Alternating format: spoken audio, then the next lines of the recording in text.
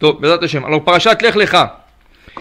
Vous savez que la paracha commence avec le commandement qu'Hachem dit à Abraham, Lech Lecha, me'artzecha, umolatecha, umbet avicha. Sors de ta maison, de ton pays d'abord, et de ta maison paternelle, et de ta ville natale, et de ta maison paternelle.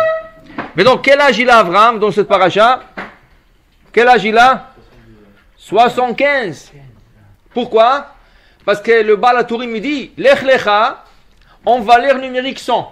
Lech, Lamed c'est 30, Chaf c'est 20, Lecha la même chose, 30 et 20, 30 et 20, 30 et 20 ça fait 100. Hachem lui dit, si tu quittes maintenant la maison et tu m'écoutes, je t'ajouterai 100 ans sur ta vie. Combien Abraham il a vécu? 175. Alors ici il a 75 ans et le fait qu'il a écouté Hachem, on va lui ajouter 100 ans de plus, ça fait qu'il va vivre 175 ans. Mais la question est, on a lu Bereshit, on a lu Noach, tout d'un coup tu lis Lech Lecha, Abraham il a déjà 75 ans. Pourquoi tu ne parles pas d'Abraham avant? À quel âge il a connu Abraham Hachem? Machloket, discussion. Il y en a qui disent qu'il l'a connu à 3 ans. Il y en a qui disent qu'il l'a connu à 48 ans. L'opinion la plus répandue qu'il l'a connu à 3 ans. Comme il est écrit dans Parashat Vaera, Ekev asher shamata bekoli, parce que tu m'as écouté. Et Chachamim ils ont trouvé que le mot Ekev en valeur numérique 172 pour dire tu m'as écouté 172 ans. Ah mais il a vécu 175. Oui, parce que les 3 premières années il n'a pas connu Dieu. Ce qu'à 3 ans, quand il est sorti dans la rue, il a dit mais c'est pas possible que ce monde a été formé par le Big Bang. Tu écoutes M. Cohen? Il y en a qui disent le Big Bang, il y avait une explosion et tout est tombé comme Lego en place. Tac, tac, tac, tac, tac, les arbres, les ombres, ta, ta, ta, ta, ta. Tu crois en ça? J'ai entendu ça. Ah, tu as entendu ça. Heureusement, tu n'as rien qu'entendu, tu crois pas. Parce que un de Mashgichim, le Rav Lapien, disait à quelqu'un qui a dit, ah, j'ai écouté ça, comme toi, tu as dit, j'ai écouté ça. Il lui dit, moi aussi j'ai écouté, je l'aurais cru à une condition. Si je t'aurais vu, il parlait à la personne qui est en face de lui, si je t'aurais vu avec une oreille en avant, avec l'autre oreille en arrière, avec une oreille de côté droit et l'autre oreille de l'autre pied, moi j'aurais cru que c'est le Big Bang. Le Big Bang t'a fait déformer le visage. Mais que tu sois symétrique, avec 2 yeux à leur place, 2 oreilles, une bouche parfaite, le nez, la tête, 2 mains, un gauche, un boum, il peut faire ça. On va voir en Israël qu'est-ce qui se passe avec les bombes suicides. Personne reste en place. Alors comment tu vas me dire un Big Bang a fait que tout le monde tombe en place? Tu vas me dire, tu regardes dans ma vie. Voilà. Alors pour vous dire, hein? Qui vous dit c'est pas Dieu qui a fait le Big Bang et le monde. Oh! Alors il y a un proverbe français qui dit il n'y a pas de feu sans fumée. Il n'y a pas de fumée sans feu. Ouais, c'est vrai. Qui veut dire quoi? Ils ont pris une théorie de kabbalistique du Zohar et ils ont ajouté leur feu. Mais ils se sont brûlés avec leur feu. Le Zohar, leur théorie ne tient rien. Mais ils sont basés sur le Zohar qui disent que Akadosh Baruch Hu a créé 2 mondes avant de créer le nôtre. Il y avait des créations de 2 autres mondes. Akadosh Baruch Hu crée un monde et il a vu que dans ce monde-là, la Torah ne peut pas tenir. Il a détruit. Il a créé un autre monde. Il a vu que c'est imparfait. Il construisait, il créait, il détruisait, il créait, détruisait, jusqu'à qu'il a créé notre terre. Et quand il a créé notre terre, il dit ça c'est une place où la Torah peut être enseignée et étudiée. Et il a décidé de laisser notre terre comme le droit où va vivre Adam. Il va naître Adam là-dedans. Alors ça veut dire que la notion qu'Akadosh Baruch Hu a construit, a détruit, ils l'ont pris de nous. Et comment il a construit ce monde? Il y avait un monde qui s'est cassé, qu'on appelle Shvirat HaKelim. Il y avait le 10 sphères. Il y avait 10 sphères qui sont formées, ils sont descendus dans ce monde, et à partir de ça, Akadosh Baruch Hu a créé le monde. Mais c'est pas un Big Bang ça. Mais c'est quoi ça? C'est la tombée d'en haut, non? C'est la tombée de l'abondance d'en haut, mais pas une explosion, comme ils expliquent. C'est pas une explosion ça. C'est des Shvirat HaKelim en haut dans l'espace, il y avait quelque chose, et ensuite c'est descendu sur terre. On a appris qu'il y avait une explosion. Je ne sais pas quelle école tu étais, à l'école tu as appris aussi, tu viens du singe. Oui? Alors est-ce que tu manges des bananes toute la journée, tu joues sur les arbres? Ah ok, alors ça explique qu'ils t'ont bien éduqué à l'école. C'est ça? Et comment ils ont pris la théorie de Darwish? Il ne s'appelle pas Darwin, il s'appelle Darwish. D'où ils ont pris cette théorie? Encore de la Torah. Encore. Dit le Midrash. Quand il y avait l'histoire de la tour de Babel, est-ce qu'Akadosh Baruch Hu les a tués? Non, il les a dispersés. Mais ceux qui étaient directement contre Hachem, dit le Midrash, il les a tournés en singes. C'est des hommes qui sont tournés singes, et ce n'est pas des singes qui sont tournés hommes. Ça veut dire que la théorie existait, que Akadosh Baruch Hu dans la tour de Babel, le tiers, le 30% de ces hommes-là, ont été punis, ça veut dire ils ont été punis dans 3 punitions différentes. Une des punitions, ceux qui étaient les plus méchants, ont été tournés en des singes. Il n'y avait pas de singes avant ça? Comment? Il n'y avait pas, il y avait des singes. Ah, okay. Mais il les a tournés, des hommes qui ont tourné en singes. Alors de ça, ils ont dit, alors ça veut dire que l'homme est venu du singe. Pas du tout. Non, hein? Pas du tout. C'est pour ça qu'on dit la théorie de Darwish. Ça, tout ça, ça ne vaut rien. Mais il serait ce qui se base toujours sur notre Torah. Mais la question qu'on a posée avant, pourquoi la vie d'Abraham commence à 75 ans dans la Torah? Or que depuis 3 ans, il a connu Hachem. Il y avait un événement extraordinaire dans la vie d'Abraham. C'est quoi cet événement? C'était que quand son père, il a trouvé qu'il adore un seul Dieu, qu'il n'adore pas des dieux, et il croit dans un seul Dieu, son père l'a livré entre le roi de l'époque qui s'appelait Nimrod. Et Nimrod, quand tu lui as posé la question, est-ce que tu crois dans ce Dieu qui s'appelle Hachem, il ne savait pas encore, il dit oui, il dit ok, je vais te jeter dans le feu et que ce Dieu te sauve. Et il l'a jeté dans le feu et Dieu l'a sauvé. Pourquoi la Torah ne parle pas de ce miracle? Ça, c'est pas un petit miracle, ça c'est un grand miracle. C'est ça? Tout ce qu'Abraham, il a cassé le magasin de son père. Vous savez que le père d'Abraham, Terach, il avait un magasin des idoles. Et Abraham lui a cassé tout le magasin. C'est pour ça que son père s'est énervé contre lui. Il lui a donné, il était prêt à le brûler même. Alors, la Torah ne raconte pas tout ça. Mais 75 ans d'Abraham, où ils sont partis? Pourquoi la Torah commence le compteur de la vie d'Abraham à 75 ans? Raconte tout ce qu'il y a avant. Parce que la Torah ne va pas te raconter des choses qui ne sont pas utiles pour toi. Tout ce qui est enseignement, ça va t'enseigner. Tout ce qui n'est pas enseignement pour le moment, ça ne va pas t'enseigner. Qui veut dire quoi? Quoi? Qu'Abraham a été jeté dans le feu, ce n'est pas un enseignement important? Non. Parce qu'Abraham, quand il est sauté dans le feu, il a dit ça, c'est même pas une question. Ce n'est pas une question oui ou non, ou peut-être. Ça, je dois le faire. Si je crois dans un Dieu, Dieu il peut tout faire. Ce n'est pas une question pour moi, ce n'est pas une épreuve. C'est pour ça que beaucoup de commentateurs disent que parmi les 10 épreuves d'Abraham, le être jeté dans le feu de Nimrod, ce n'est pas une épreuve. L'Ech Lecha, c'est une épreuve. Quitte ta maison paternelle, quitte ton pays, va dans une terre que je te dis même pas, rien que comment ça. Ça, c'est une épreuve. Mais jeter dans le feu pour Hachem tout. C'est pas une épreuve. La Torah dit, ça c'est.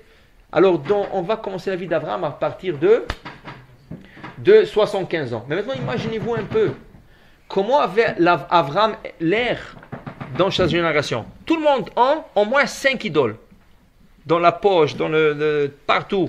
Il a une pierre, il dit que c'est un Dieu. Il a un verre d'eau, il dit que c'est un Dieu. Il a un peu de sable, il dit que c'est un Dieu. Les gens adoraient n'importe quoi. Les gens adoraient même des mouches.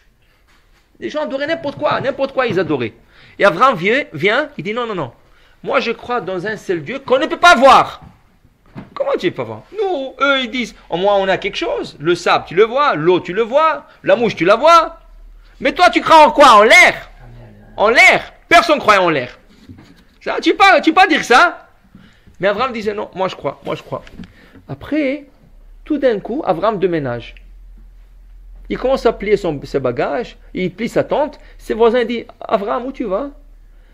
Dieu m'a dit de quitter le pays. Ah oui? Où il t'envoie? Je ne sais pas. Parce qu'il lui dit, Lech Lecha. Hachem lui dit même pas où aller. Et la Aretz, Asher Areka, à la terre que je te montrerai. Mais où est cette terre? Il ne sait même pas où est-ce qu'il va. Imaginez-vous, déjà il a des problèmes que les gens croient qu'il est fou. Maintenant, qu'est-ce qu'ils vont croire de lui? Ça, c'est la signature de la folie.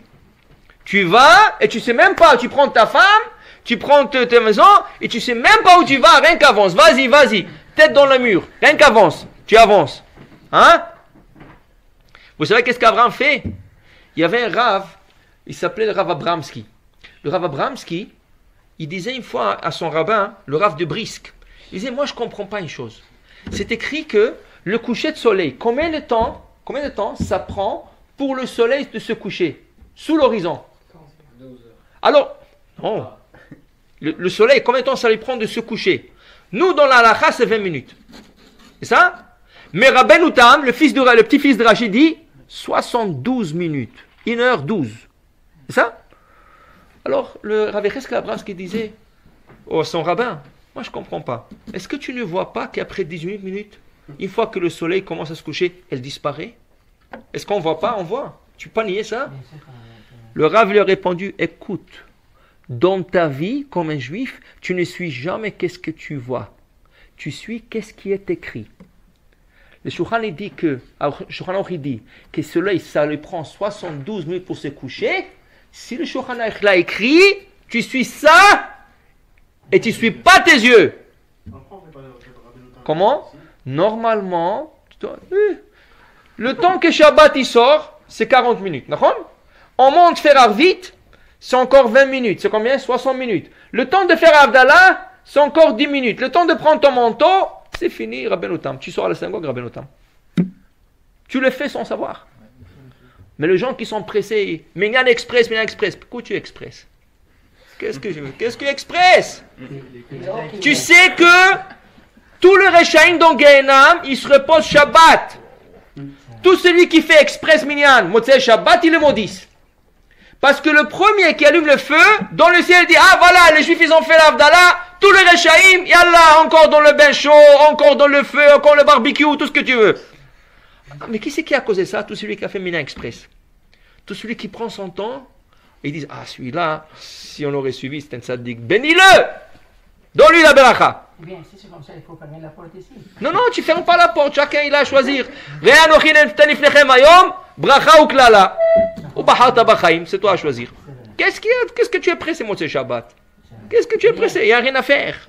Un match de hockey, le Canadien, ils vont tout faire, ils perdent, ne te fais pas. Toujours ils vont perdre.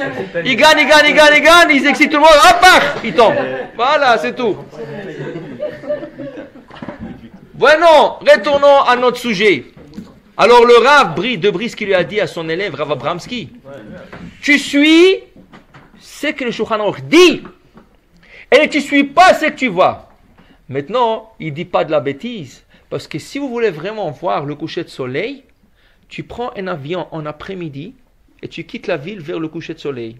Tu vois dans ta ville déjà, là où tu as quitté, c'est noir. Mais toi, dans l'avion, tu vois le soleil en plein soleil. Elle est rouge, elle est pleine. Tu la vois. Elle n'est pas encore couchée. Et tu es dans la même zone. Ah, comment ça se fait qu'après 20 minutes, je ne la vois plus? Dit Rabbeinu Tam, je sais pourquoi? Parce qu'il y a des montagnes.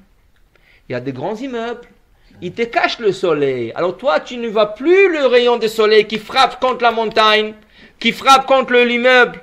Alors pour toi, il fait déjà noir. Mais en vérité, le soleil n'est pas couché, ça lui prend 72 minutes pour descendre sous l'horizon. Alors ça, tu n'as pas vu. Mais Shulchan Aruch a écrit. Suis qu'est-ce qui est écrit. Ça, c'est la vie d'Abraham. Lech lecha me'artzecha.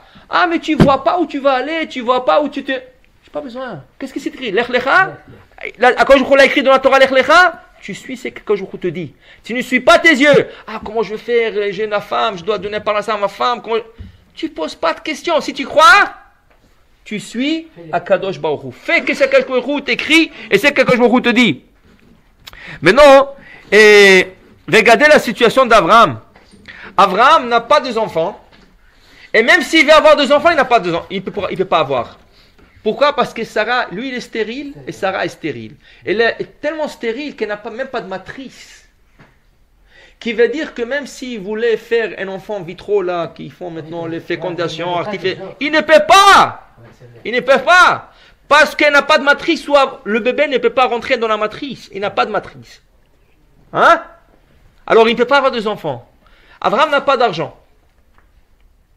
Il n'a rien. Il est traité comme fou, mais il croit en Hachem. Hein? Il arrive en Israël. Le jour qu'il arrive, le lendemain matin, famine.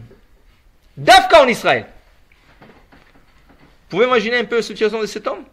Alors il aurait dû désespérer. Il aurait dit, écoute, peut-être je me suis trompé, peut-être ce n'est pas le... Hein?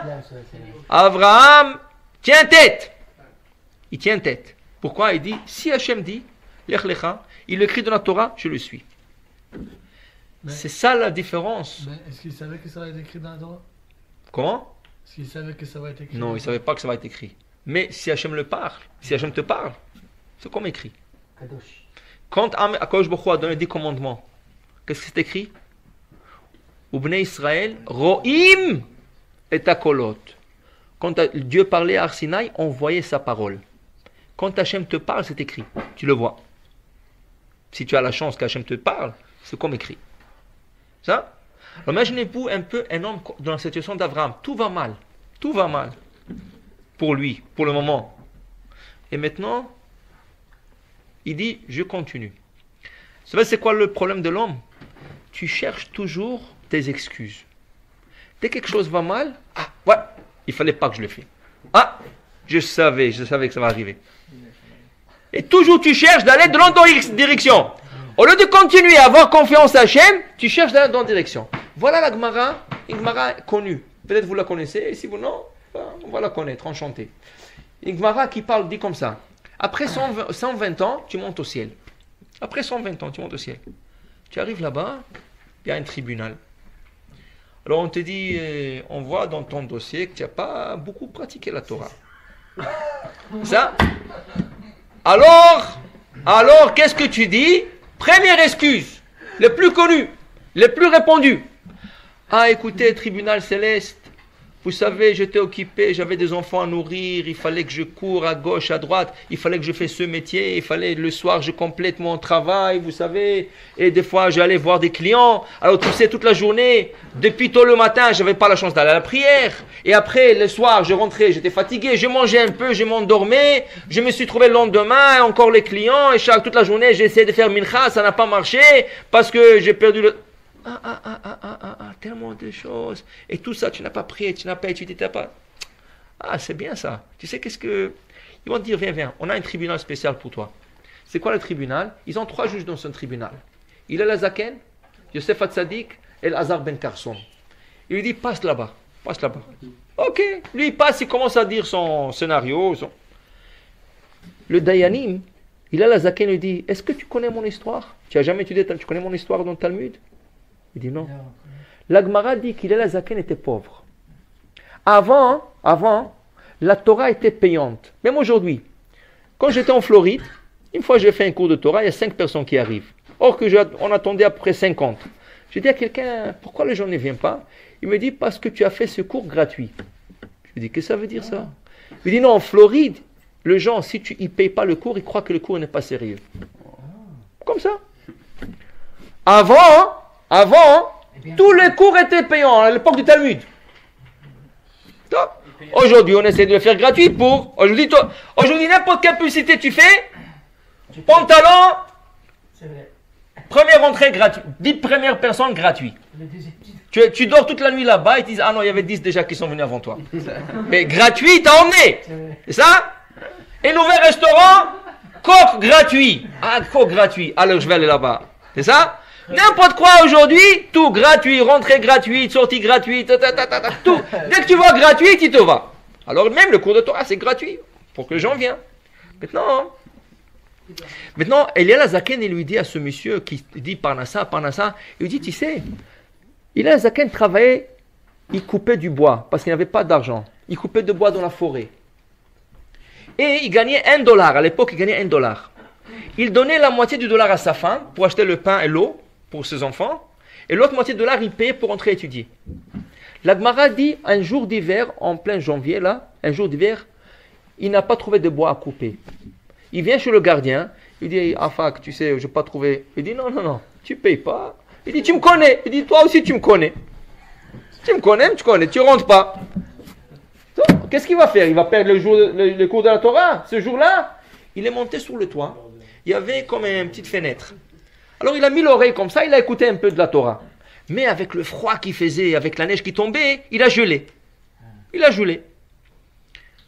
Le 2 Rabbanim, Shmaya et Aftalion, le grand chef de la génération, un dit à l'autre, la journée a bien commencé, il y avait du soleil, mais qu'est-ce qui se passe? Il fait noir. Alors il regardait comme ça la fenêtre, il voit une image d'un homme. Tout de suite, les deux montent sur le toit. Ils ont trouvé cet homme-là gelé sur le toit. Ils ne savaient pas qui c'est qui. Ah oui, c'est lui, il venait le cours de Torah. Qu'est-ce qui se passe? Tout de suite, ils l'ont descendu, ils l'ont réchauffé, ils lui ont donné une petite soupe, il s'est remis un peu, tout ça. Je dis, qu'est-ce que tu fais là-bas? Pourquoi tu n'es pas rentré comme chaque jour? Il dit, aujourd'hui, j'avais pas quoi payer, il ne m'a pas laissé rentrer. Il dit, quoi? Tu aimes tellement la Torah et tu étais prêt? Il dit, maintenant, tu rentres gratuit. Mais il se reste qu'il a Zaken. Au début, la moitié de son salaire était pour études de Torah. Alors, qu'est-ce que tu veux me raconter? J'étais occupé, j'avais des clients. Lui, ça, c'est Tzara, ça. Sors. Va te dire tes causes quelque part. Ça, c'est pas des excuses. Tu peux pas gagner des excuses comme ça après 120 ans. Hop, il arrive une 12e. Un gars comme ça. Qu'est-ce que tu as à dire, toi? Pourquoi tu n'as pas appris? On voit que tu n'as pas étudié assez, tu n'as pas pratiqué la mitzvot. Qu'est-ce qu'il y a? Oh, moi j'avais un grand problème. C'est quoi ton problème? Écoutez, on sait tous que celui qui est né mercredi, il est né beau. Et moi, j'avais même pas besoin de lever le téléphone, tous les filles m'appelaient. Voilà, Freha ou Solika, chaque fois ils m'appellent, viens avec moi, on va en sortir en boîte. Et vous savez, j'étais occupé, je pouvais pas refuser, j'étais pas gentil et tout ça. Chaque soir, une autre fille. Vraiment, c'est pas ma faute, j'étais beau, c'est pas ma faute. Ah oui?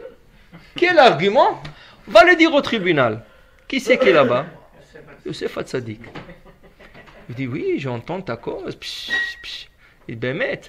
Il dit, est-ce que tu étais plus beau que moi? Tu veux faire un contest maintenant avec moi? Est-ce que tu étais plus beau que Yosef? Est-ce que tu avais la tentation de Yosef? Une femme qui c'est-à-dire, elle change ses habits 3 fois par jour, rien que pour une chose. Elle lui dit à Yosef, rien que regarde-moi. Je vais rien faire avec toi. Rien que regarde. Elle a compris qu'il n'y a rien à faire. Mais il dit, rien que regarde-moi. Yosef ne voulait même pas le regarder. Yosef ne voulait pas regarder. Rien que tu me regardes. Non, je ne te regarde pas. Un garçon de 17 ans, toute seule en Égypte, pas d'espoir de retourner chez sa famille. Boîte. Là où est-ce qu'il va? Au lieu d'avoir des synagogues, il a des boîtes. C'est ça? Et il tient tête, il va pas, même pas le regarder cette femme. Et toi, tu lui donnes des excuses, j'étais beau, les filles me couraient à l'école, m'invitaient, tu crois qu'on va accepter ça après 120 ans? Tu crois? On va te sortir de l'autre porte, toi sur là-bas. Après, le 3e arrive. Le 3e, c'est quoi ton affaire à toi? Ah, écoutez, Baruch Hashem, je n'ai rien à plaindre, j'étais très riche. Reichmann. Numéro 2. C'est ça? Non, lui était Reichmann au Canada, pas au Toronto. Et après, non, Toronto c'est Toronto. Canada c'est Montréal. Maintenant, il y a un à Jérusalem. Et les 2 ici. Les 2 ici. Alors on voit un en Chine aussi. Maintenant le gars il arrive. Il dit, vous savez, vous m'avez donné une bénédiction extraordinaire. Mais, c'est écrit dans le Maxime de Père. Marbe Nechassim, Marbe Dagot. Plus que tu as d'argent, plus de soucis que tu as. Aujourd'hui, cet ouvrier n'est pas rentré. Ah, il faut que je trouve une ouvrière à le remplacer. Aujourd'hui, il y avait une inondation de son magasin. Ah, il faut que j'aille nettoyer le magasin. Aujourd'hui, voilà, il faut payer ça. Aujourd'hui, vous savez, chaque jour j'étais occupé, avec les magasins, avec les ouvriers, avec ça, avec le comptable. J'avais pas le temps d'étudier, pas de prier. Ah oui, ok. Passe là-bas au tribunal. Il passe au tribunal, Rabbi Hazar ben Karsom. Son père lui a laissé 1000 bateaux chargés de marchandises en mer. 1000 bateaux. Il a laissé 1000 villes, des petits villages qui lui appartenaient. Plein de champs avec des arbres fruitiers, des vergers, toutes sortes. Un jour, les ouvriers ne le connaissaient pas. Ces ouvriers ne le connaissaient pas. Un jour, il rentre dans un de ces vergers. Il a vu de beaux fruits, des bons oranges et tout ça. Il allait prendre une orange. Le gardien le voit. Ah, c'est toi qui viens chaque jour voler les fruits ici. Il y avait quelqu'un qui venait voler, mais il croyait que c'est lui. C'est son patron, il ne savait même pas. Il a attrapé, il l'a mis dans un sac. Il a dit, maintenant je te jette dans le lac. Et l'autre il dit, oh, Rabbi Lazar ben Karsom, qu'est-ce qui va arriver à toi? Il dit, quoi? Il revient, comment tu t'appelles? Il dit, Lazar, tu es mon patron? Il dit, oui. Il dit, oh, comme ça, on me les pieds, Mechila, je ne savais pas, je n'ai jamais vu. Je ne connais pas. Il dit, non, pas besoin de Mechila. Personne ne me connaît. Pourquoi? Parce qu'il était toute la journée dans la maison d'études. Ses ouvriers ne le connaissaient pas. Tout celui qui travaillait ne le connaissait pas. Toi, tu viens nous dire, tu avais des business, tu avais des ceci, de ça, etc. Tu crois que c'est valable? Sors. Pour dire que n'importe quel argument que tu vas dire au ciel, on va te sortir un juge qui va te dire qu'il était dans une situation pire que toi, et regarde comment il a appris la Torah. C'est pour ça qu'on dit, Rabot mahashavot belevish.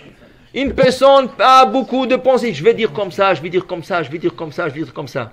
Va'atzat Hashem, hitakum. Mais c'est hi, hey, Yud, Aleph, hi c'est Hillel, Yud c'est Yosef, Aleph Elazar. Ben Carson. Toi tu penses, je vais dire, ils vont te sortir les 3 derniers, tu ne pourras rien dire. Tu penses à dire tout ici, mais tu arrives là-bas, tu ne peux rien dire.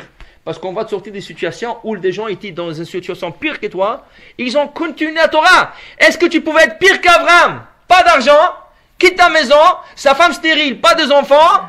Il arrive dans un pays, il faut qu'il descende en Égypte. Il descend en Égypte, on lui prend sa femme toute la nuit, il est en train de penser sur sa pauvre femme, qu'il a pris, qu'est-ce qu'on fait avec elle, tout ça.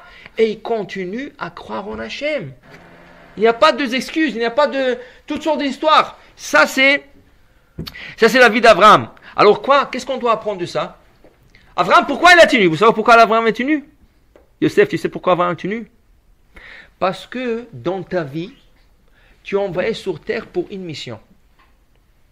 Quelle est cette mission? Personne ne le sait. Toi, tu dois savoir. Toi, tu dois savoir c'est quoi ta mission dans la vie. Abraham, sa mission dans sa vie, c'était quoi? De propager le monothéisme. De propager le nom d'Hachem dans le monde, de montrer qu'il y a un seul Dieu, qu'il n'y a pas 1000, il n'y a pas 10 000, il y a un seul Dieu. Et il a dit, il va avec cette mission jusqu'au fond. Il lâche pas cette mission. Cette mission, il va avec elle jusqu'au fond. Il est devenu pauvre, il est descendu en Égypte, il a tout, mais il a compris, ça c'est sa mission. Qu'est-ce qui arrive à la fin? Il descend en Égypte, il retourne, Bavram Kaved. Il est bien lourd, chargé avec de l'argent. Abraham maintenant commence à avoir du respect. Abraham devient fort physiquement. Il va se battre contre 4 rois géants. Tout le cadeau d'Hachem. Parce que quand Hachem voit que tu crois dans ta mission jusqu'au fond, il y aura un point où tout va... Même si tu n'es pas bien au début, tu vas être bien. Et si tu es bien au début, tu vas être encore mieux. Mais il faut que tu crois. Alors il faut que toujours tu te poses la question. Tu ne peux pas la poser à un rabbin. Tu ne peux pas la poser à ton père. Tu ne peux pas la poser à ta mère ou à ta femme. Personne, sauf à toi. Quelle est ma mission? Pourquoi je suis venu? Moi, autant que moi, je m'appelle Abraham, je m'appelle Isaac, je m'appelle Yaakov, je m'appelle Moshe, David, Shlomo, je m'appelle comme je m'appelle. Pourquoi mon âme est descendue sur cette terre? Parce que le Maxime de Père te dit, Baal Korachata Nolad, ou Baal Korachata Met. C'est pas une question si tu veux être né ou pas. Ta neshama ne veut pas descendre sur terre, dit le Zohar. Ta neshama, elle est en train de jouir la Torah Gan Eden. Vous pouvez imaginer un cours de Torah Gan Eden? Vous pouvez imaginer des cours de tzadikim qui sont en Gan Eden en train de te donner des cours. Et toi, toute la journée, tu n'as pas de souci de parnassa, tu n'as pas de souci à aller manger, tu n'as pas faim, tu n'as rien. Tu écoutes que de la Torah 24 heures.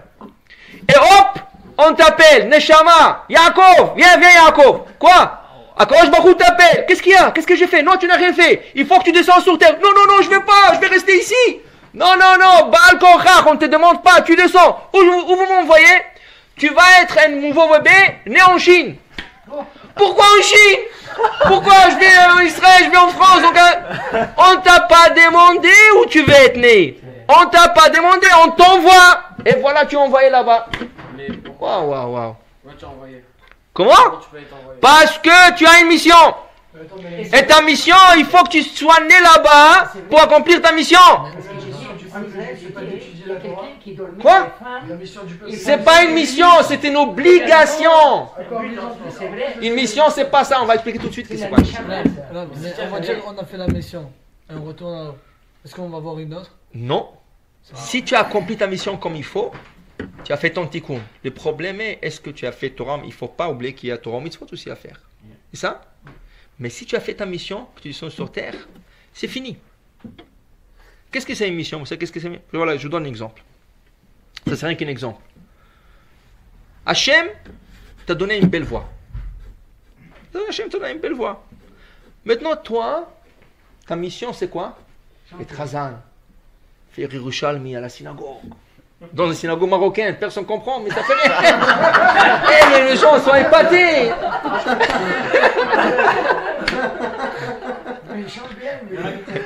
Ah, j'amuse avec lui. Non, non. Mais, regardez maintenant. Tu peux être Hazan, comme tu peux être de l'autre côté. Tu es jeune, tu vois que tu as une belle voix. Ah, je commence à chanter dans des soirées. Et les gens te disent, ah, tu as une belle voix, il faut que tu exploites ces voix. Ah oui. Tu commences à faire un petit CD, tu commences à distribuer gratuitement. Gratuit. Il y a un qui s'attrape sur... Ah, tu sais, toi, tu peux arriver. Hollywood, toi, tu peux arriver. Oh, alors tu commences à avoir des petits contacts et tout ça. Tu arrives, Hollywood, des photos d'un chanteur, tout ça. Tout d'un coup, tu deviens grand. Et mon cher, ta mission, c'était d'embellir les synagogues avec ta voix, que les gens, quand ils viennent Shabbat, ils ont ce plaisir. Et voilà ce gars qui n'est jamais venu Shabbat, il est venu t'écouter. Il dit, ah, Shabbat, ça fait plaisir, j'écoute ce gars, cette voix, c'est magnifique. Je vais revenir le Shabbat prochain, c'est ta mission. Au lieu de ça, tu es parti chanter à Hollywood, à la radio, à la télévision et tout ça. Tu as fait de l'argent, tu as trouvé une petite Goya, tu t'es marié avec elle, tu as des petits goïms. Voilà, Baruch Hashem. Qu'est-ce que tu as fait avec ta vie? Tu as raté ta vie. Et tu m'entends, tu dis, voilà, je suis là. Chazakou Baruch. Maintenant, on va te faire redescendre, mais avant que tu redescends, il faut que tu passes le dégraissage. Va te dégraisser d'abord, Gehennam, barbecue, shawarma, shish kebab et tout, et après on va te retourner. Au lieu d'être un chazan à la synagogue, tu aurais peut-être reçu un petit salaire, tu aurais fait un travail de côté, mais tu aurais donné le plaisir aux gens de venir à la synagogue, tu aurais fait le kavod d'Hachem, chanter, kabed et Hachem me'onecha, dit la Gemara, al tikra me'onecha, el migronecha. Tu as une belle voix, il faut que tu chantes pour Hachem. Tu as raté ta mission, tu as raté. Ça, c'est un exemple. Ça peut être n'importe quoi. Tu es un orateur. Tu es un gars qui a de l'influence sur des gens. Alors, tu peux aller chez des gens et dire, ah, écoute, il faut qu'on ait un cours de Torah ce soir. Il faut qu'on aille étudier ce soir. Tu peux influencer. Alors, fais-le. Chacun de ceux qu'Hachem l'a doté. Personne ne peut te dire quoi. Tu dois savoir. Tu dois savoir qu'est-ce que tu peux faire. Hein? Maintenant, regardez qu'est-ce qu'ils ont fait deux rabbins. Il y a deux rabbins après l'Holocauste. Le Rav Silber et le Rav Goldfinger de Ashkenaz. Ils ont passé leurs parents. 007 Hein? Comment? Goldfinger, non? Bon. Dis-moi, tu es. Pas Goldfinger, c'est Goldfinger. Aïe. Dis-moi, allô? On est sérieux ici. Alors, ces deux rabbanim, ils ont décidé qu'ils ont une mission dans ce monde. C'est quoi leur mission? Comme ils ont passé l'Holocauste étant jeunes, ils ont décidé qu'ils vont sauver beaucoup des enfants juifs. Comment? Vous savez que dans l'Holocauste, malheureusement, il y avait beaucoup de parents, ils avaient peur pour leurs enfants, ils leur donnaient entre les mains de l'église. Ils ont pris leurs enfants et ils les ont à l'église. Ça veut dire qu'il y avait beaucoup d'enfants juifs qui ont grandi, qui ne savent même pas qu'ils sont juifs, peut-être. Ou qui savent qu'ils sont juifs, mais ça y est, c'est trop tard, ils ont grandi là-bas, ils ont mangé là-bas, la toum'a, la taref. Ces deux rabbanim, ils ont dit, nous on prend sur nous une mission dans ce monde. On va aller sauver autant des enfants juifs qu'on peut. Comment tu fais ça? Alors voilà comment ils ont commencé la mission. Regardez. Ils appellent la plus grande église en Allemagne. Ils ont voulu parler au curé, je ne sais pas, là-bas. Ils ont dit, est-ce qu'on peut venir te parler? Il dit, bien sûr. Comme gentiment, on va, pas de problème. Ils ont fait un rendez-vous avec lui.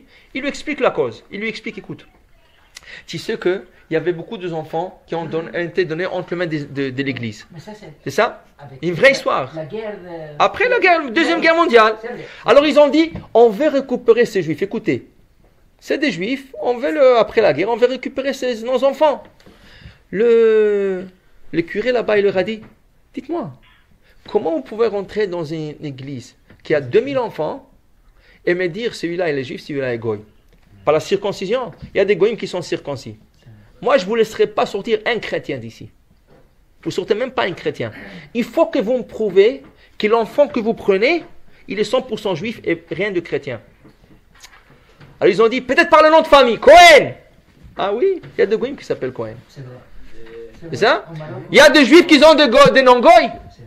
Alors tu ne veux pas? Ni par la circoncision, ni par le nom de famille. Il faut que vous me donniez un argument valable. Les rabbins, ils ne savaient pas. C'était la première tentation, ils ne savaient pas. Le lendemain, la discussion est terminée, il revient encore. S'il vous plaît, écoutez, Non, écoutez, il était gentil avec eux. À un certain moment, il a commencé à perdre patience avec eux. Il leur a dit, écoutez, je vous ai expliqué, si vous ne me prouvez pas qu'un enfant qui vous sortez d'ici 100% juif, je ne vous le donne pas. Et les deux, ils étaient bouche bée, ils ne savaient pas quoi dire. Mais ils voyaient que l'autre, déjà, c'est fini, il ne veut plus parler. Le Rav Silber, Hachem lui a dit, écoutez, est-ce que tu peux nous donner la chance de voir ces enfants? L'autre, il lui dit, pourquoi faire? Est-ce que par le regard, tu peux voir un enfant? Je ne sais pas. Alors, à la fin, il leur a dit, écoutez, ça va être la fin de nos discussions, parce que je ne veux plus vous rencontrer encore. Si vous voulez voir ces enfants, je vous donne 5 minutes, et là, ça termine là-bas. En 5 minutes, vous me prouvez quel enfant est juif. Tout celui qui vous prouve à 100% qu'il est juif, je vous le donne. 5 minutes, pas plus. Waouh! Comment tu fais ça? Le Rav Silber lui a dit, est-ce qu'on peut faire ça juste avant que les enfants vont aller dormir? L'autre lui dit, pourquoi? Il dit, est-ce qu'on peut le faire? Il dit, ok, ça va, pas de problème. Demain, que les enfants ils vont aller dormir, jusqu'avant que les enfants vont aller dormir, vous venez. Mais 5 minutes, pas plus. Pas plus que 5. Top. Le lendemain, ils arrivent. Ils ont 2000 enfants devant eux. De petits de 8 ans, de grands de 11 ans, de 13, de 15, de 16. Toutes sortes de... Mais en vérité, quand tu regardais ces enfants, c'était très dur de reconnaître un juif de non-juif. Parce qu'ils ont grandi. Ils sont habillés de la même manière. Tu ne peux pas. Tu ne peux pas. Le Rav Silber a dit aux enfants, écoutez mes enfants, s'il vous plaît, tout le monde asseyez-vous sur vos lits. Je vais vous dire 6 mots, pas plus. Parce que j'ai que 5 minutes à vous parler. Il leur dit, Shema Israël, Hashem Elokeinu, Hashem Echad. Dès qu'il dit ça, il y a un petit qui commence à pleurer. Maman, où tu es, maman, je me rappelle, maman, où tu es? L'autre, en allemand. Maman, l'autre en hébreu. Ima, où tu es, Fatima? Chacun commence à crier de tous les côtés, des centaines d'enfants qui pleurent et qui crient à leur maman. Qu'est-ce qui est arrivé? Quand il leur a dit ça, chacun se rappelait que quand il allait dormir, il avait 2 ou 3 ans, ou 1 an, sa maman lui disait Shema à la mita. C'était mitzvah de dire Shema. C'est vrai qu'avec le temps, avec la guerre, ils ont oublié tout ça, ils ont vécu avec le taref, avec l'enseignement goy. Mais rien que le Shema que leur mère leur a dit, c'était ici. Avayu adevarim aele, alevavchem.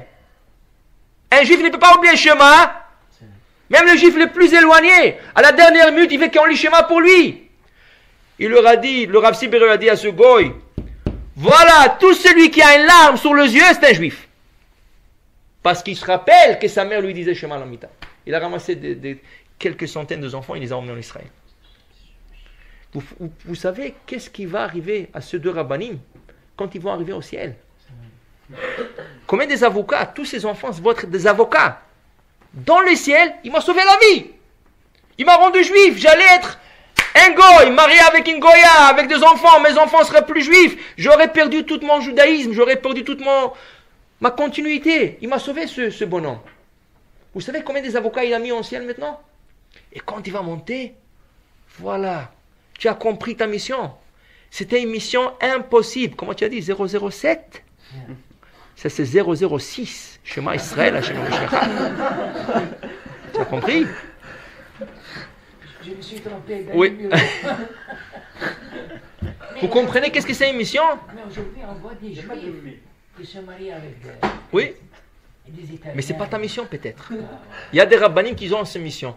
Il y a des rabbinim qui sont spécialisés de prendre un garçon. Mais c'est pas tout le monde qui sont faits pour ça. C'est pas tout le monde qui sont faits pour ça. Il y a des gens... Avocat, médecin, architecte, professeur... Tu sais jamais, dans ta profession, n'importe quoi, tu peux sauver un juif. Tu as sauvé un juif. Tu as sauvé un juif. Pourquoi tu cherches à sauver des millions de juifs? C'est pas ton rôle. Akadosh Baruch Hu, il a mis plein de juifs dans le monde. Que chacun il sauve au moins un juif. Il y en a qui ont le pouvoir. Tu prends l'Avon Yitzhak. 900 000 Baalei Tshuva. Ça c'est une schéma spécial. Tu prends le Rav Elbaz Ou si quelques milliers, centaines de milliers de personnes. Ça, c'est un neshama spécial. Mais tu n'es pas le Rav Amnon Yitzhak, tu n'es pas le Rav Elbaz. Tu es qui tu es. Alors ne cherche pas le faire en grand. Fais ce que tu sens que tu es venu faire. Ah, tu dis, mais je ne trouve pas. Je ne vois pas qu'est-ce que je peux faire. Tu sais quoi? 2 fois, tu ne fais rien. Mais tu suis le commandement d'Hachem et tu fais plus que tu penses. Voilà une histoire d'un garçon qui un garçon, c'est un homme. Il a 30 ans, il décède en Israël de la maladie. Il avait la maladie, il est décédé. Le rabbin qui était le rav de ce garçon, dans l'enterrement, il disait comme ça. Vous savez que lui, il n'était pas religieux. Il vient de retourner Betchouva il y a 5 ans. Il n'était pas religieux. Il se mariait avec une fille religieuse. Il a eu 2 enfants. Et Baruch Hashem, 5 ans, il a fait la religion comme il faut. Il est décédé. C'était une sroute. Mais vous ne savez pas une chose. Il m'a raconté un jour comment il est devenu religieux. Qu'est-ce qui lui a donné la force de devenir religieux? Voilà que ce garçon était à Tachana Merkazit à Tel Aviv. C'est une place. La connaître sur la map et jamais y être. À moins que tu dois prendre l'autobus. C'est ça? Et tu as des lunettes soleil très foncées et noires que tu ne peux rien voir. C'est ça, Hachem Ishmor, qu'est-ce qui se passe là-bas? Maintenant, ils l'ont construit avec 6 étages. Chaque étage, c'est Gehenom en lui-même. En Gehenom, il y a 7 étages. Là-bas, il y a 6. Encore une, et tu es sûr à Gehenom. Oui, je sais. En bas, là où tu vas. C'est quoi? Hein? C'est une station de bus centrale qui a plein de bus qui passent par là-bas. Et toi, tu rentres, c'est un centre d'achat, mais il y a plein de femmes. Il y a plein de maisons de... Tu veux pas être là-bas. Tu veux pas être là-bas. Mais les gens, ils sont obligés d'être là-bas parce que c'est une station centrale. Tu arrives de tout Israël, tu arrives là-bas et tu prends l'autobus connexion. Ok?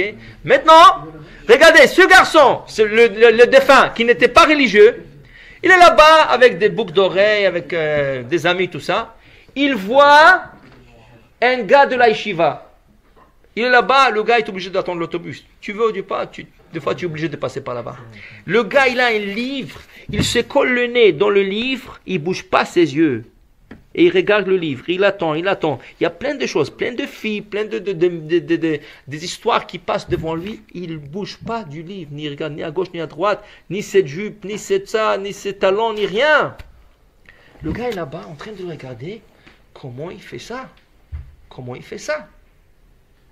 Il va chez lui, il lui dit, je suis en 10 minutes en train de te regarder, mais tu n'as pas regardé les filles qui passent ici. Moi, toute la journée, je viens ici rien que pour regarder les femmes. C'est ton métier. C'est ça. Alors le gars, il dit, écoute, moi je dois prendre l'autobus, je n'ai pas beaucoup de temps à te donner, mais je te conseille une chose. Si tu es intéressé, tu veux savoir comment on prend des forces, comment on fait des choses, va à la yeshiva Or Sameach au Kotel. Va au Kotel et il y a une yeshiva Or Sameach. Le gars, il était vraiment intrigué par la chose. Il est parti. Le rabbanim, quand il l'a vu, c'est un grand poisson, ça, d'un Tahana Merkazit qui est venu comme ça. Il vient juste dans. C'est ça. Alors il le prend, il le colle avec le meilleur étudiant, tout ça. Le gars, il apprend. Il devient religieux. Il marie une fille religieuse. Il a une famille religieuse. Il décède à cause de la maladie. Mais il a fait son tikkun, il est revenu au Metchouva. Il a effacé tout son passé, il est devenu. Maintenant, le Rav, il disait, vous savez que le gars, ce garçon-là, qui n'a pas regardé hors de son livre, qui lui a fait faire tchouva, est-ce qu'il a couru après lui? Il n'a rien fait. Il s'est concentré à la Torah. Vous savez, quand il va monter au ciel, quel bonus il va avoir dans le ciel? Ils vont lui dire, tu as fait ta mission. Ce gars-là, on attendait qu'il fasse tchouva. Personne ne voulait à Tahana Merkazit pour lui faire tchouva. Toi, tu n'as rien fait, tu l'as fait faire tchouva. Comment? Tu as rien que regardé un livre. C'était ta mission. Tu étais chanceux. Tu as fait ta mission sans mettre des efforts. Parce que tu as fait ce qu'il fallait faire, étudier la Torah. Alors Rav Israël, ça l'interdisait. Toi, tu apprends la Torah en Canada. Tu peux influencer un gars en France. Comment? Tu ne connais même pas, tu ne l'as jamais vu. Tu ne sais même pas où il tourne maintenant. La Torah, plus fort que tu l'apprends, elle envoie des ondes. Il y a un gars qui sent ces ondes, il revient mais tu vois, il ne sait même pas. Après, c'est le seul à Kadosh Baruch Hu, il sait qui c'est qui a envoyé ces ondes. Qu'est-ce qui a causé au gars de c'est toi. C'est grâce à ton étude. Il y en a qui doivent prendre des voitures, sortir dans la rue, faire leur travail. Il y en a qui prennent souci. Il y en a qui se baladent d'un endroit. Il y en a qui s'assoient. Beshem Hashem. Tu t'assois étudier, tu t'assois prier. Tu ne sais pas combien tu peux influencer les gens. Mais tu dois te poser chaque jour la question. Je suis venu dans ce monde, pourquoi? Alors tu as posé une question. Il est avocat. Il est avocat. Qu'est-ce que ça donne? Qu'est-ce que ça donne? Tu es architecte. Qu'est-ce que ça donne? Mais un jour, quand tu vas faire une synagogue, et les gens de la synagogue vont faire un plan croche. Attends, et toi tu vas venir, tu as lu un peu de Torah, dis écoutez, la Hazarat Nashim, il faut que ça soit comme ça. Le Echal, il vaut mieux que ça soit positionné comme ça. Tu as embelli la maison d'Hachem. Tu as embelli la maison d'Hachem. Un gars, il veut construire une maison avec toi, privé. Et ça, il commence à faire toutes sortes de designs, des schmazines. Toi tu dis, est-ce que tu as pensé dans ta chambre à coucher mettre un petit robinet pour faire une tête d'ail parce que toi, je connais, j'étais paresseux d'aller à la cuisine faire un petit là? Est-ce que tu as pensé que la toilette ne devra pas être à côté du salon parce que tu pries là-bas et tu fais la table de Shabbat? La porte peut être ouverte, tout ça. Tu lui donnes des petites choses. Le gars, il te dit, waouh, même à ça tu as pensé? Même à ça tu as pensé? Tu viens de changer le gars, la vie de ce gars. D'abord, tu l'as rendu la maison, déjà un endroit de Torah. Et qui sait, il va retourner, tu vois. N'importe quel métier, tu peux retourner un gars de tchouva, tu peux faire du bon pour Hachem. Un avocat, tu peux défendre. Un juif qui il est accusé, il va avoir Chilul Hachem. Toi, tu te mets pour lui, tu as gagné la cause. Tu as sauvé le Chilul Hachem. Tu peux faire plein de choses. Mais toujours, pose-toi une question. Pourquoi je suis venu dans ce monde? Abraham, c'est ça qui s'est posé sa question. Et cette question a commencé à l'âge de 75 ans. Quand Hachem lui dit, Lech lecha me'artzecha, il a dit, maintenant, jusqu'à maintenant, je suis battu avec les gens de la ville, mais maintenant que je sors vers le public, maintenant je dois sortir, ou je ne sais pas. Ça, c'est une épreuve. Mais je vais sortir, je vais commencer à parler aux gens, je vais leur enseigner qui est Hachem.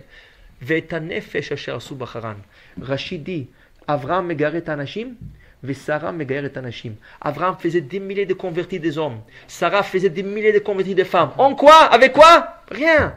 Les gens venaient chez lui à la maison, ils mangeaient. Il leur disait, faites Birkat Amazon. Non, c'est à toi qui... Non, c'est pas à moi. C'est à Dieu qu'il faut remercier. Tu dis ça, tu as fait un converti. Et un autre. Et ta nefesh, ils ont fait plein de convertis comme ça. Plein de gens. Il n'y avait pas de juifs au monde. C'est Abraham qui a commencé le judaïsme. Alors il a commencé à faire des milliers. Malheureusement, ils ont tous disparu après son décès. Mais il reste qu'il a fait sa mission. Ça, c'est la mission d'Abraham. Alors, la paracha d'aujourd'hui, qu'est-ce qu'elle nous enseigne? Que je dois comprendre que je ne peux pas donner que des excuses toujours. Je suis fatigué, j'ai pas eu la chance, c'est le travail, c'est la femme, c'est les enfants, c'est ça. Un gars, il n'a pas deux enfants, il prie Hachem, donne-moi un garçon, donne-moi. Il a un garçon, le gars, il est toujours à la synagogue, il prie Hachem, donne-moi un enfant, il prie, il ouvre les chal, donnez-moi petit khatecha, donnez-moi la lia, la Torah. Bon, Hachem, sa femme est tombée enceinte. Dès qu'il a le bébé, tu ne le vois plus à la synagogue. Ah, qu'est-ce qui se passe? Pourquoi tu... Ah oui, il faut que j'aide ma femme, la pauvre, il vient d'accoucher. Un mois plus tard, pourquoi tu ne viens pas? C'est les couches, il faut aider la femme, les biberons, tu sais. Alors Hachem t'a donné le garçon pour que tu ne viennes pas à la synagogue. Avant, tu n'avais pas l'enfant, tu venais chaque jour, tu priais, Maintenant, tu as l'enfant, tu as des excuses de ne pas venir. Tu cherches des excuses. C'est pas pour ça. Tu n'as pas de travail. Les David, Mizmor, la Shema, et tout ça, je sais pas. Poter et yadecha, tu laisses comme ça 20 minutes. Umasbia, le Cholcha, Ratson, 20 minutes, le Hazan déjà dans l'Amida, et toi tu en poter et yadecha. Et Hachem t'a écouté. Et Hachem t'a donné un bon job. Chez un juif, tu n'as pas besoin de travailler Shabbat, ni fête, tout ça. Et tu arrêtes de venir à la prière ou au cours de Torah. Et qu'est-ce qui se passe? Non, tu sais, le travail, c'est fatigant, j'arrive le soir, il faut que j'aide ma femme. Ah oui, c'est pour ça qu'Hachem t'a appris pour Hachem. C'est pour ça que tu voulais un travail. Tu as demandé d'Hachem, Hachem t'a écouté. Et maintenant tu vas contre Hachem. Tu fais le contraire de quoi tu as prié. Hachem t'a donné, pourquoi tu cherches? Mais l'homme cherche toujours à s'excuser. Il cherche des excuses. Mais ces excuses ne seront pas valables devant les trois juges. Hillel, Yosef et Lazare. Nul. Tu n'auras pas d'excuses. Au lieu de chercher des excuses, cherche la mission. Pourquoi je suis venu ici? Tu peux le faire à l'école. Au lieu de sortir, tu as un break là-bas d'une heure, les gens jouent basket, ça. Prends un groupe de 5 personnes, fais-leur un petit cours de Torah. Qu'est-ce que la paracha dit? Qu'est-ce que Rashi dit? 5 minutes. Après, il y a 55 minutes encore, allez-y jouer. Fais les gens qui mangent, dis-leur, fais une bracha. Tu as fait bracha toi, tu as fait. Tu sais que chaque fois qu'il va faire la bracha, ça va être ton crédit à toi. Toi que tu les as initiés. Après, ces gens vont grandir. Ah, je me rappelle, j'avais un ami en classe, toujours il nous disait de faire la bracha. Et lui, il va enseigner ça à ses enfants. Tu ressens maintenant le crédit à lui, ses enfants, ses petits-enfants, tout ça. Ça ne vaut pas la peine. En bêtise de 5-10 minutes, tu as fait une mission incroyable. Mais si tu ne cherches pas, tu ne trouves pas. Et si tu ne trouves pas, tu cherches des excuses. Alors Abraham nous enseigne, la vie d'Abraham commence à 75 ans pour te dire Lech lecha me'artzecha, molatecha, betavicha, laisse tout le prétexte, c'est mon père qui m'appelle, c'est ma mère, c'est ma femme, laisse tout ça. Qu'est-ce que Hachem veut de toi? Tu pries, donne, mais donne toi aussi. Et va Hachem, si on trouve notre mission, va Hachem, qu'Hachem, on va Meshiach Tzidkenu Meramenu, Amen, Kene Ratzon.